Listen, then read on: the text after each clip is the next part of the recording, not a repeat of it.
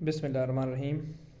میں ہوں جناب محمد حنیف خان، اور اس وقت آپ دیکھ رہے ہیں میرا یوٹیوب چینل حنیف تھاٹس۔ جیسے کہ آپ لوگ جانتے ہیں کہ یہ نومبر کا مہینہ چل رہا ہے، اور اس مہینے میں میں ڈاکٹر علامہ اقبال رحمۃ اللہ علیہ، کیونکہ اسی نومبر کے مہینے میں پیدا ہوئے تھے، تو انہی کی مناسبت سے روزانہ کی بنیاد پر ایک ویڈیو پیغام ان کی تعلیمات، ان کی شاعری، ان کی خدمات کو مد نظر رکھتے ہوئے آپ لوگوں کی خدمت میں پیش کرتا ہوں۔ تو آج پھر میں اسی سلسلے میں آپ کی خدمت میں حاضر ہوں۔ تو آج کا جو میرا ٹاپک ہے وہ ہے ڈاکٹر علامہ اقبال کی شاعری کا چوتھا اور آخری دور، کیونکہ پہلے 3 ادوار ہمارے مکمل ہو چکے ہیں۔ تو آج میں جو ہے نا ان کے چوتھے اور آخری دور کے بارے میں آپ سے بات کروں گا۔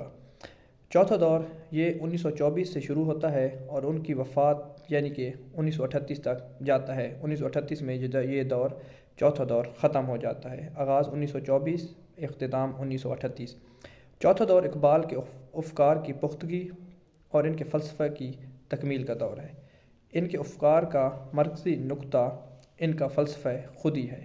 اس دور کا جو مرکزی نقطہ ہے وہ فلسفہ خودی ہے۔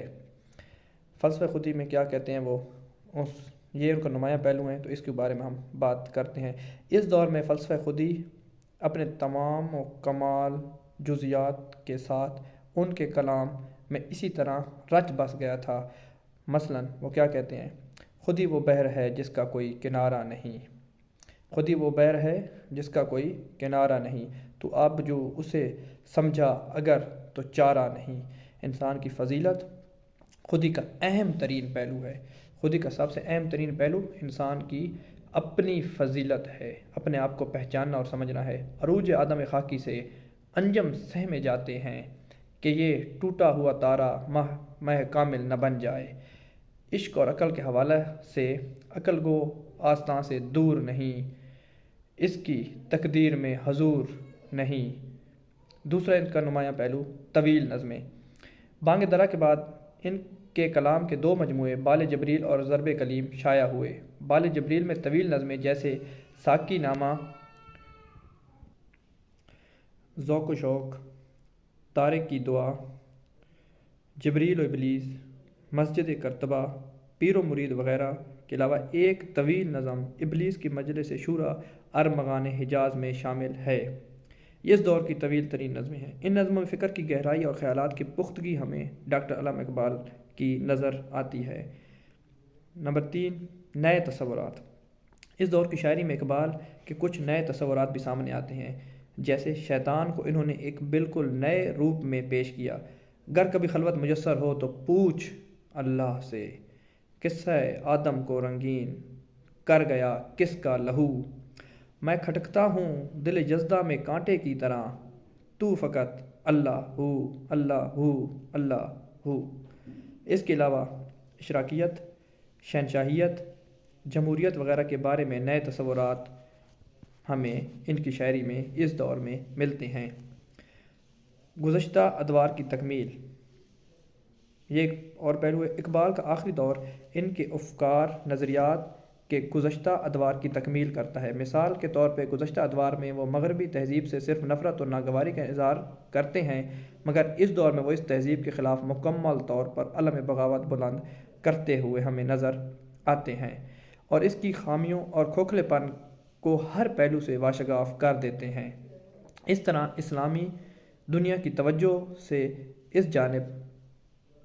اسلامی دنیا کی اس جانب دلاتے ہوئے نظر آتے ہیں کہ ان کی بقا اور نجات کا راستہ صرف اور صرف یہ ہے کہ وہ اسلام اس دور میں زیادہ دھیان اپنے فلسفہ کی طرف رہا۔ اس حوالے سے اس دور کو اقبال کی شاعری، نظریات، فلسفہ اور افکار کی تکمیل کا دور کہا جاتا ہے۔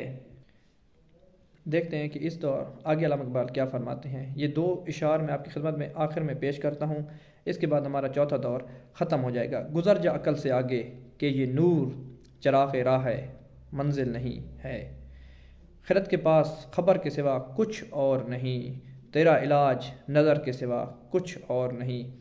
یہ تھا جی علامہ اقبال کا چوتھا دور، اور اب تک علامہ اقبال کی شاعری کی ارتقاء میں پہلا، دوسرا، تیسرا اور چوتھے دور کی مکمل تفصیلات، ان کے نمایاں پہلو، ان کے اندر وہ کیا کیا فرماتے ہیں، ان کی نمایاں خصوصیات، ان چاروں دوروں کی آپ کی خدمت میں نے پیش کر دی ہیں۔ کل سے انشاءاللہ اسی سلسلے کو آگے بڑھائیں گے، اور ان کی شاعری کے جو اور نمایاں پہلو ہیں وہ ہم انشاءاللہ آپ کے ساتھ ڈسکس کریں گے، تاکہ ہمارے سامعین کو اس سے زیادہ فائدہ حاصل ہو سکے۔ میرے ساتھ جڑے رہنے کا بہت شکریہ۔ میری آپ سے یہ گزارش ہوگی کہ زیادہ سے زیادہ میرے چینل کو سبسکرائب کریں، اور ان ویڈیوز کو آگے شیئر کریں، تاکہ اپنے ساتھ ساتھ دوسرے لوگوں کا بھی اس سے فائدہ ہو، کیونکہ حضور پاک کی حدیث ہے کہ تم میں سے بہتر وہی ہے جو دوسروں کے لیے نفع بخش ہے، خیر الناس من ینفع الناس۔ تو میری ویڈیو دیکھنے کا، میرے ساتھ جڑے رہنے کا آپ لوگوں کا بہت بہت شکریہ۔ اللہ حافظ۔